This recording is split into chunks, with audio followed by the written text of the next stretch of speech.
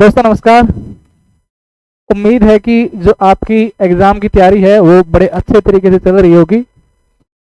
और जैसा कि हमने हरियाणा जीके के लिए एक हरियाणा राज्य पुनर्गठन के लिए जो शुरुआत की थी, उसके अंदर हमने एक क्लास का हमने जिक्र कर लिया था।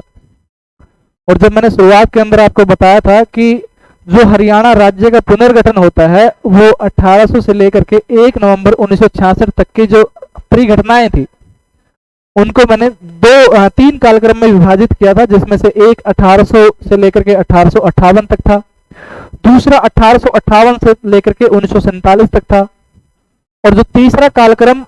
1947 से लेकर के 1 नवंबर 1966 तक। दो कालक्रम जिनका 1800 से लेकर के 1858 और 1858 से 1947 का हमने पार्ट 1 के अंदर जिक्र कर लिया था। बड़े अच्छे तरीके से हमने वहां पर पढ़ा था। अगर इस वीडियो को बड़े अच्छे तरीके से समझना है तो ये मेरा पर्सनल आपसे सजेशन है कि एक बार अगर आप पार्ट 1 को देखोगे तो ये वीडियो बड़ी अच्छे समझ में आएगी आपको। और उस वीडियो के अंदर मैंने जिक्र किया था कि भाई 1947 में जब भारत का विभाजन होता है तो हम दो अलग अलग चीजों को, जिनमें से एक तो था पंजाब और एक 8 रियासतों से मिलकर बनाया गया अक्षेत्र था जिसका नाम था पेप्सू, कि हम इनको अलग अलग तरीके से समझेंगे, पढ़ेंगे कि पंजाब के अंदर इस कालक्रम में क्या परिघटनाएं हुई और पेप्सू के अंदर 1947 से लेकर के जो 7वां संविधान संशोधन हुआ 1956 तक, उसके अंदर इस 1956 तक क्या परिघटनाएं इसके अंदर शामिल हुई। और आज का जो हमारा मुख्य केंद्र रहेगा आज की क्लास का, वो हमारा पेप्सू रहेगा। पेप्सू बड़ा ही इंटरेस्टिंग टॉपिक है इसका, और इन दोनों का, पंजाब का भी और पेप्सू का भी, एक हरियाणा राज्य पुनर्गठन से संबंध है। और जो आज एक स्पेशल टॉपिक हम, जैसे मैंने जिक्र किया कि भी कैसे 8 रियासतों से मिलकर पेप्सू राज्य का गठन होता है, तो इन दोनों को समझने के लिए कि जब भारत और पाकिस्तान का विभाजन होता है 1947 के अंदर, तो उस समय पंजाब के अंदर क्या परिस्थितियां थी, पंजाब अक्षेत्र किस तरीके से विभाजित किया गया, तो उन चीजों को समझने के लिए मैं एक मैप आपको दिखाता हूं कुछ इस तरीके से। ये उस समय की परिघटनाएं हैं जब भारत और पाकिस्तान का विभाजन हो रहा था, कि अलग अलग राज्य, कुछ एक राज्य क्षेत्र पाकिस्तान के अंदर शामिल किए गए और कुछ एक राज्य क्षेत्र भारत के अंदर शामिल किए गए। अब अगर जिस समय भारत और पाकिस्तान एक थे, तो उस समय जो पंजाब का अक्षेत्र था वो कुछ इस तरीके से था, कुछ इस तरीके से जो कंप्लीट पंजाब होता था कि उसका कुछ एक एरिया वो भारत के अंदर था और कुछ एक एरिया जो अक्षेत्र था वो पाकिस्तान के अंदर था। और इसी अक्षेत्र में, इस मैप में अगर आप देखोगे कि जो ये अक्षेत्र है, ये आपका हरियाणा था उस समय का। तो यानी कि अगर एक चीज को नोट करना हो कि 1900 आजादी के समय या विभाजन के समय जो हरियाणा जो हिस्सा था वो पंजाब का हिस्सा था। तो 1947 के विभाजन के समय पंजाब का भी विभाजन होता है। कुछ इस तरीके से पंजाब को 2 भागों में विभाजित कर दिया जाता है, जिनमें से एक हिस्सा पंजाब का होता है पूर्वी पंजाब और एक हिस्सा होता है पश्चिमी पंजाब।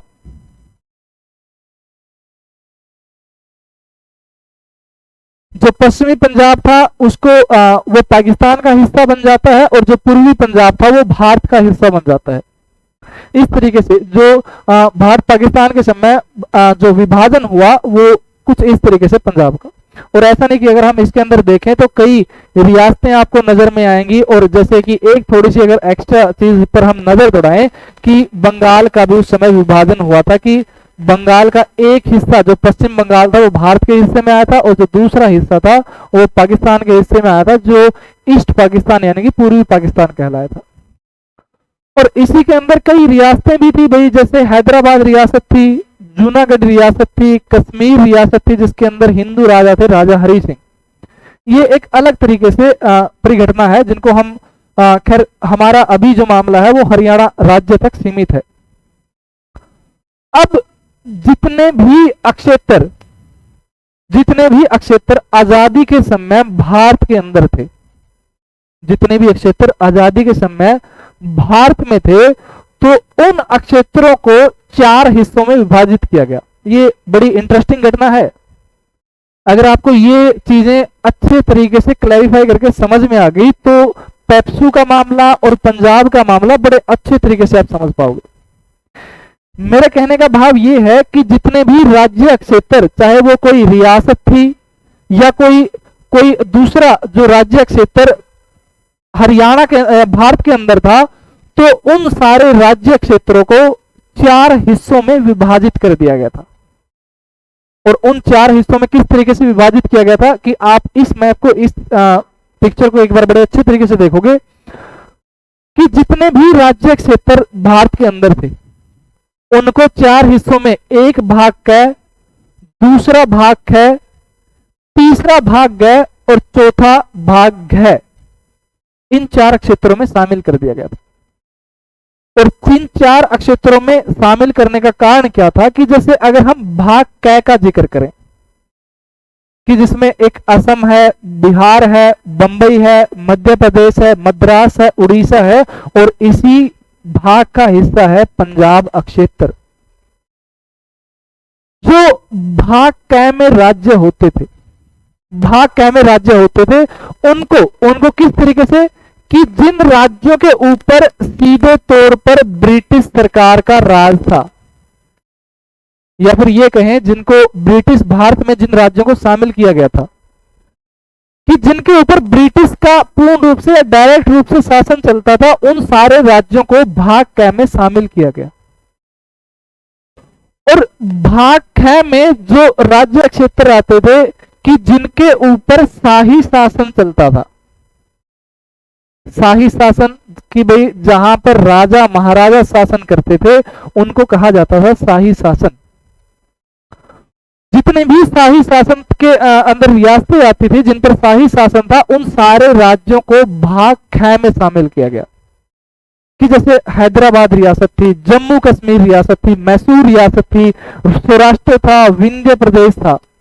और इन्हीं क्षेत्रों में से एक क्षेत्र था पटियाला एवं पूर्वी पंजाब, जिसको हम पेप्सू के नाम से पढ़ते हैं। और जो तीसरा क्षेत्र था जिनके ऊपर मुख्य आयुक्त का शासन होता था, जिनके ऊपर मुख्य आयुक्त का शासन होता था, या फिर जिनके ऊपर थोड़े बहुत रूप से शाही शासन हो,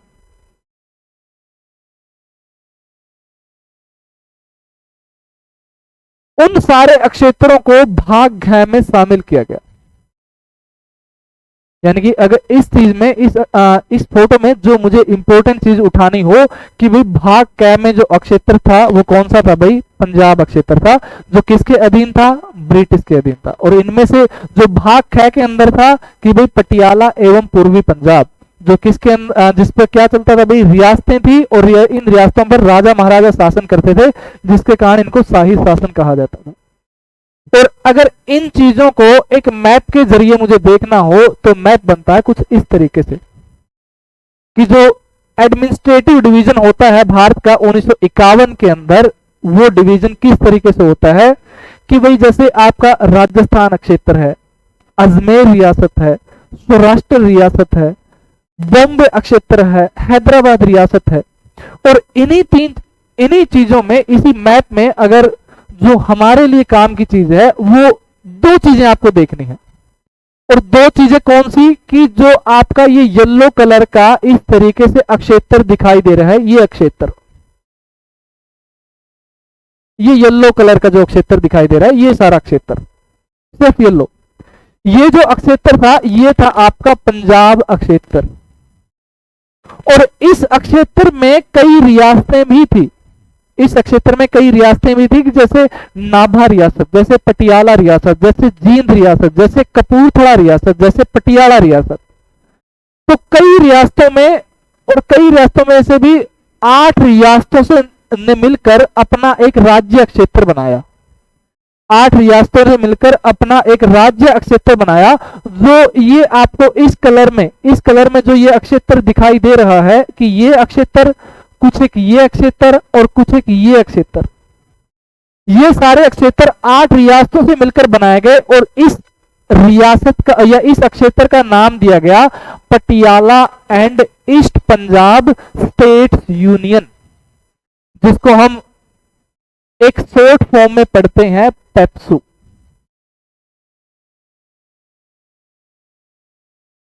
और इसका जो गठन किया गया था, जिसे मैंने पहले भी जिक्र किया गया था, 15 जुलाई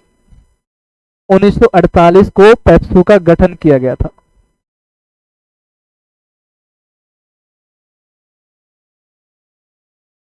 और इस समय के अंदर जो पंजाब की राजधानी थी वो उस समय शिमला थी,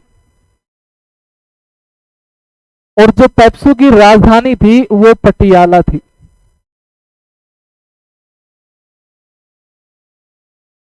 जो आज का हमारा एक तरीके से मेन फोकस रहेगा कि आज हम पढ़ेंगे पेप्सू को, कि पेप्सू के अंदर क्या क्या चीजें, क्या क्या परिघटनाएं हुई और उनका हरियाणा राज्य क्षेत्र पर किस तरीके से प्रभाव पड़ता है। क्योंकि इस पेप्सू को पढ़ना जरूरी क्यों हो जाता है, क्योंकि इसके अंदर, इस पेप्सू के अंदर एक रियासत थी, जींद रियासत, जो हरियाणा से संबंध रखती है। तो पेप्सू को हम पढ़ेंगे, और पेप्सू को जो 8 रियासतों से मिलकर पेप्सू बनाया गया था, तो उनका एक बार हम मैप देखते हैं कि किस तरीके की 8 रियासत थी। ये इस तरीके का पेप्सू का क्षेत्र था, जो पेप्सू क्षेत्र की, जैसे ये एक जींद रियासत आ गई, यहां पर नाभा रियासत है, यहां पर जींद रियासत है, एक पटियाला का क्षेत्र यहां है, एक पटियाला क्षेत्र यहां, एक पटियाला क्षेत्र यहां। जो पेप्सू की सबसे बड़ी कमजोरी थी कि इस पेप्सू का जो विघटन हुआ या फिर इस पेप्सू को मिला दिया गया था पंजाब के अंदर, तो इसके अंदर सबसे पहली कमजोरी थी कि जो ये रियासतें थी वो रियासतें अलग अलग क्षेत्रों में बटी हुई थी। कि जैसे अगर आप मैप में देखोगे तो कि एक जींद का क्षेत्र ये है, अच्छा एक जींद का क्षेत्र यहां पर है, एक नाभा का क्षेत्र यहां पर है और एक नाभा का क्षेत्र यहां पर है। कि आप पटियाला क्षेत्र देखोगे कि वो यहां पर है और कुछ एक पटियाला का क्षेत्र यहां पर है। यानी कि पेप्सू की जो सबसे पहली कमजोरी थी कि भाई उनकी जो रियासतें हैं, उनकी रियासतें वो आपस में बटी हुई थी। और ये पेप्सू का गठन क्यों किया गया था, क्योंकि उस समय जो भारत के नेता, गृह मंत्री जो थे वो सरदार वल्लभ भाई पटेल थे,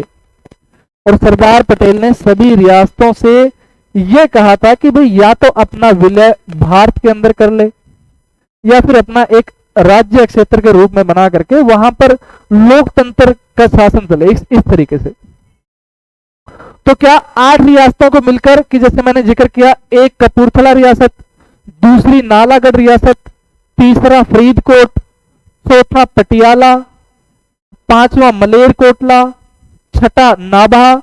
सातवां कलसिया और 8वां जो था वो जींद था। इनको मिलाकर के पेप्सू राज्य का गठन किया गया 15 जुलाई 1948 को।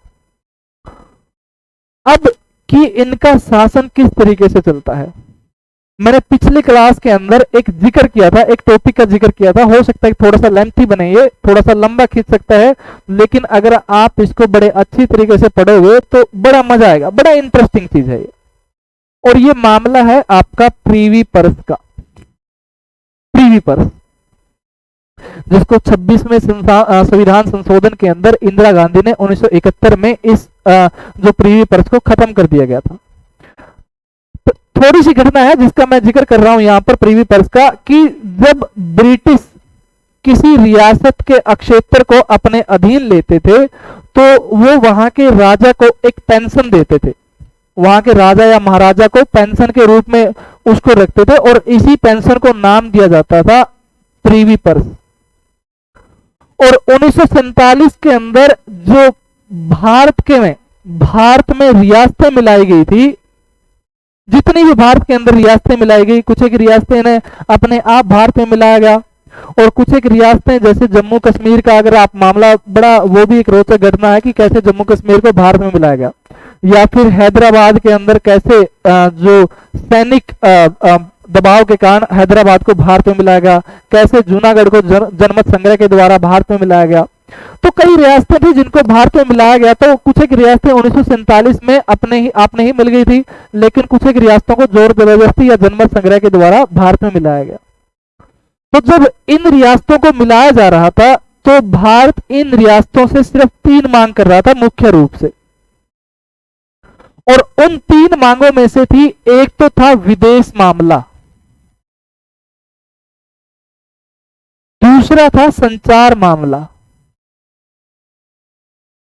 और तीसरा था सैन्य मामला। जिन भी रियासतों को भारत के अंदर मिलाया जाता था तो मुख्य रूप से जो भारत सरकार की तरफ से 3 मांगे मुख्य रूप से कि भाई उस राज्य क्षेत्र का जो भी विदेश मामला होगा वो भारत सरकार करेगी, कि किसी देश से कोई समझौता करना हो तो उसका जो निर्णय होगा वो भारत सरकार के पक्ष में होगा। उस रियासत के अंदर या उस राज्य क्षेत्र के अंदर जितने भी संचार संबंधी मामले होंगे उनको भी भारत सरकार के द्वारा मैनेज किया जाएगा, या वो भी भारत सरकार के अंदर होंगे। और उसके अंदर जितने भी सैन्य कार्रवाइयां या फिर सैन्य जो क्षेत्र होगा वो भी भारत सरकार के दबाव में होगा या फिर भारत सरकार के अंडर होगा। वो मुख्य रूप से इन तीनों को शामिल किया जाता था, और इन्हीं तीनों के शामिल करने के बाद रियासतों से जो मांग आती थी कि भाई हमें जो प्रीवी पर्स मिलता है या जो हमें पेंशन मिलती है उनको सुचारू रूप से कंटिन्यू के रखा जाएगा, यानी कि आप ये 3 मामले ले लो और हमें प्रीवी पर्स यानी कि पेंशन देते रहो, ये मामला। और इसके ऊपर एग्री भी हो गया था, भारत सरकार ने इसके ऊपर एग्री किया कि भाई ठीक है हम आपको प्रीवी पर्स देते रहेंगे और आपके जो दूसरे मामले हैं वो इस मामले के अंदर हम इनको कंटिन्यू रखेंगे अपने खुद से। तो इसी तरीके से 3 जो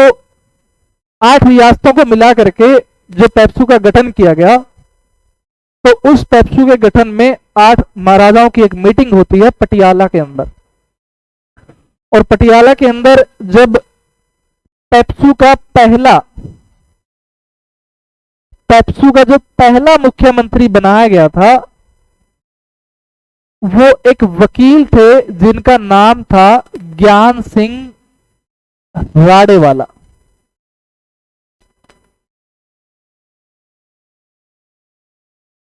जो पेप्सू के प्रथम मुख्यमंत्री बने थे वो ज्ञान सिंह राडेवाला थे, और जो ज्ञान सिंह राडेवाला का जो संबंध था वो पटियाला क्षेत्र से संबंध था इनका, पटियाला क्षेत्र से इनका संबंध था। और जो ज्ञान सिंह राडेवाला प्रथम मुख्यमंत्री बने, और इसी सरकार के अंदर पहले जो राज्य प्रमुख थे, जब इनको मुख्यमंत्री बनाया जाता है ज्ञान सिंह राडेवाला को, तो इसी सरकार के अंदर राज्य प्रमुख कहें या फिर राज्यपाल कहें, तो उस राज्य प्रमुख के लिए एक व्यक्ति का नाम दिया गया और उस व्यक्ति का नाम था यादविंदर सिंह। और इनका नाम क्यों खास आ जाता है, क्योंकि ये जो यादविंदर सिंह थे वो पटियाला रियासत के महाराजा थे, जो पेप्सू के पहले राज प्रमुख बने थे। और इसी के साथ क्या खास बात और जुड़ जाती है कि जो ये पहले मुख्यमंत्री थे इनको मुख्यमंत्री शब्द से संबोधित नहीं किया जाता था, इनको उस समय प्रधानमंत्री शब्द से संबोधित किया जाता था। लेकिन वही परिगणना कि भाई एक तो भारत का प्रधानमंत्री और एक भारत के अंदर ही एक राज्य क्षेत्र है उसका भी प्रधानमंत्री, तो इन चीजों को बदल दिया गया और इन चीजों को मुख्यमंत्री प्रधानमंत्री की जगह शब्द प्रयोग किया गया मुख्यमंत्री। कि पेप्सू का जो पहला मुख्यमंत्री बनाया जाता है वो ज्ञान सिंह राडेवाला को बनाया जाता है, और जो इनका कार्यकाल था 20 अगस्त 1948 को इनकी सरकार का गठन होता है। इस अगस्त से जो इनका कार्यकाल है वो शुरू हो जाता है। और पेप्सू के लिए 2 मुख्य घटनाएं क्या होती हैं कि एक तो इसकी जो राजधानी थी वो पटियाला को बनाया गया था, और दूसरा कि पेप्सू के अंदर जो लोकसभा सीटें थी, जो सांसद चुनकर जाते हैं, इस पेप्सू के अंदर 4 लोकसभा सीटें आती थी। तो पहले जो मुख्यमंत्री जो पेप्सू के बने थे वो ज्ञान सिंह राडेवाला थे जो पटियाला से संबंध रखते थे, और जो पहले राज्य प्रमुख बनाए गए थे वो यादविंदर सिंह बनाए गए थे जो पटियाला के महाराजा थे। और इनका जो गठन होता है 20 अगस्त 1948 को सरकार बनती है और 22 अगस्त से इनका कार्यकाल शुरू हो जाता है। और पेप्सू की जो राजधानी है वो पटियाला थी और इनका जो लोकसभा सीटें आती हैं वो 4 लोकसभा सीटें पेप्सू के अंदर आती हैं। जो ज्ञान सिंह राडेवाला की पहली सरकार थी वो पहली सरकार चलती है 13 जनवरी 1949 तक। 13 जनवरी 1949 तक सरकार चलती है ज्ञान सिंह राडेवाला की। और इसके ज्ञान सिंह राडेवाला के बाद दूसरे मुख्यमंत्री बनते हैं और उन दूसरे मुख्यमंत्री का नाम था कर्नल रघुवीर सिंह।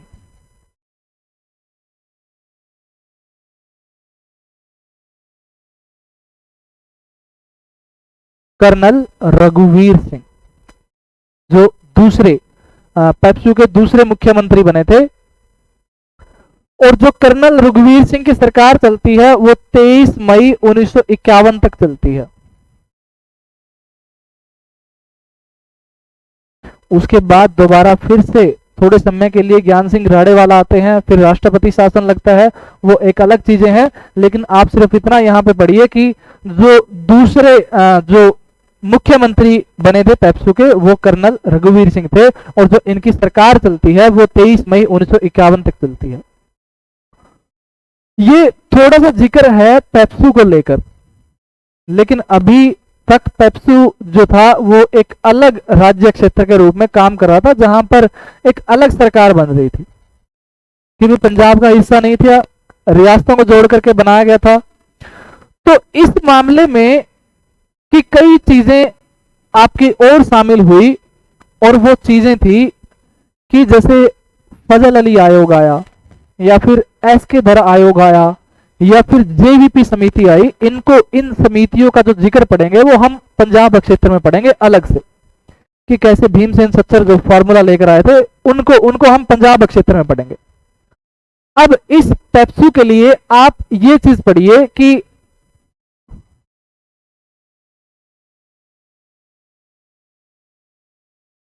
जो 1951 में अलग अलग रियासत अलग अलग राज्य क्षेत्र भारत के अंदर शामिल थे, तो उन राज्य क्षेत्रों में कि कई तो बड़ी रियासतें थी,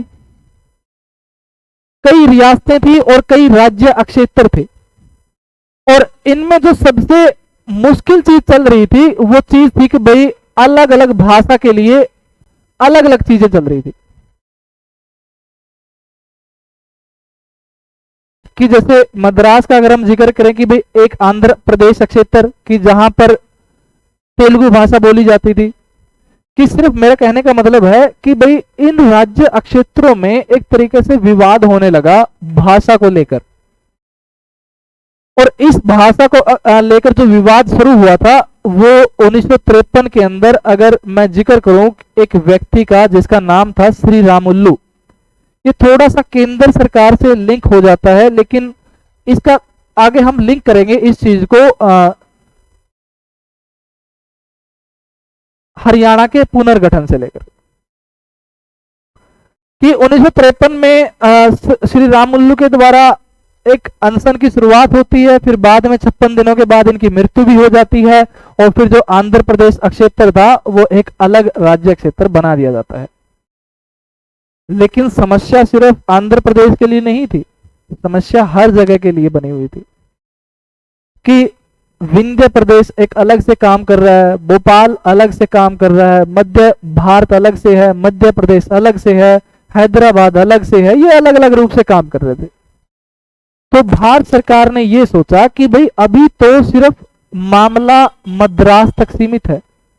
भविष्य में ऐसा हो सकता है कि ये मामला पूरे भारत में शुरू हो जाए। तो इस मामले के निपटान के लिए भारत के संविधान में 7वां संशोधन किया गया और इस 7वें संशोधन के लिए क्या किया गया कि जो मुख्य रूप से 7वें संविधान संशोधन के द्वारा एक अधिनियम लाया गया और उस अधिनियम का नाम था राज्य पुनर्गठन अधिनियम, राज्य पुनर्गठन अधिनियम। और यह अधिनियम लाया गया था 1956 के अंदर कि हम राज्यों का पुनर्गठन करेंगे। और पुनर्गठन किस तरीके से होगा कि जो राज्य जिस रियासत से मिलता, जिस रियासत के नजदीक होगा उस रियासत को उस राज्य के अंदर मिला दिया जाएगा। और इसी राज्य पुनर्गठन के अधिनियम के तहत क्या हुआ कि जो ये पेप्सू अक्षेत्र था, जो ये पेप्सू अक्षेत्र था जो पंजाब का हिस्सा बना हुआ था, कि 1 नवंबर 1966 को 1 नवंबर 1956 को राज्य पुनर्गठन अधिनियम जो 1956 पारित होता है, इस अधिनियम के तहत भारत में 14 राज्य और 6 केंद्र शासित प्रदेश बनाए जाते हैं। यानी कि यूं कहें कि कई रियासतों का मिलन करवा दिया जाता है राज्य के अंदर, और इन कंप्लीट राज्यों को मिलकर के 14 राज्य बनते हैं और 6 केंद्र शासित प्रदेश बनते हैं। और जो पेप्सू था, इस पेप्सू को 1 नवंबर 1956 को राज्य पुनर्गठन अधिनियम के तहत पंजाब क्षेत्र में मिला दिया जाता है। और उस समय का जो हिमाचल प्रदेश था उसको संघ शासित प्रदेश के अंदर शामिल किया जाता है। और इसमें एक और रोचक घटना है, और वो रोचक घटना कौन सी है कि उस समय भारतीय संविधान के अंदर एक अनुच्छेद था 238 अनुच्छेद, और इस अनुच्छेद को राज्य पुनर्गठन अधिनियम 1956 के तहत इस अनुच्छेद को निरस्त कर दिया जाता है। कि राज्य पुनर्गठन अधिनियम के तहत जो आर्टिकल 238 था इसको निरस्त कर दिया जाता है। और जो मैंने पेप्सू का जिक्र किया कि इस पेप्सू को 1 नवंबर 1956 को कौन से क्षेत्र में विलय कर दिया जाता है भाई, पंजाब क्षेत्र के अंदर इसका विलय हो जाता है। ये एक छोटी सी घटना या फिर एक छोटा सा टॉपिक था पेप्सू के मामले में, और जिसके लिए मैंने 2-3 चीजों का जिक्र किया कि जो आपके कि पेप्सू की जो मैंने शुरुआत बताई कि पेप्सू किस तरीके से जो बना था, इसका प्रथम मुख्यमंत्री कौन था, पेप्सू को कितनी रियासतों को मिलाकर बनाया गया था, एक पेप्सू का जो हमने ब्रीफ चीजें पढ़ी, मैं एक बार उसका जिक्र करूंगा।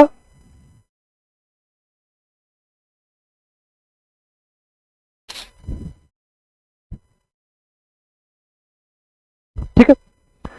कि जैसे मैंने जिक्र किया था कि 8 रियासतों को मिला करके पेप्सू का गठन किया गया, जिसके जो पहले मुख्यमंत्री थे वो ज्ञान सिंह राडेवाला थे, और जो उस समय राज्य प्रमुख बनाए गए थे वो यादविंदर सिंह थे, जो पटियाला के राजा थे, पटियाला के महाराजा थे। और उस समय जो पेप्सू के अंदर लोकसभा सीटें होती थी वो 4 लोकसभा सीटें होती थी, और जो पेप्सू की राजधानी थी उसे पटियाला को बनाया गया था। 13 जनवरी 1949 तक ज्ञान सिंह राडेवाला की सरकार चलती है। उसके बाद जो दूसरे मुख्यमंत्री बनते हैं वो कर्नल रघुवीर सिंह बनते हैं, जिनकी 1951 तक सरकार चलती है। उसके बाद ज्ञान सिंह राडेवाला दोबारा मुख्यमंत्री पद पर चुने जाते हैं, और मुख्यमंत्री पद के बाद पेप्सू के अंदर 1952-53 के अंदर राष्ट्रपति शासन भी लगता है। और भारत सरकार के द्वारा 7वां संविधान संशोधन लाया जाता है, और इस 7वें संविधान संशोधन के तहत जो मुख्य रूप से घटनाएं होती हैं कि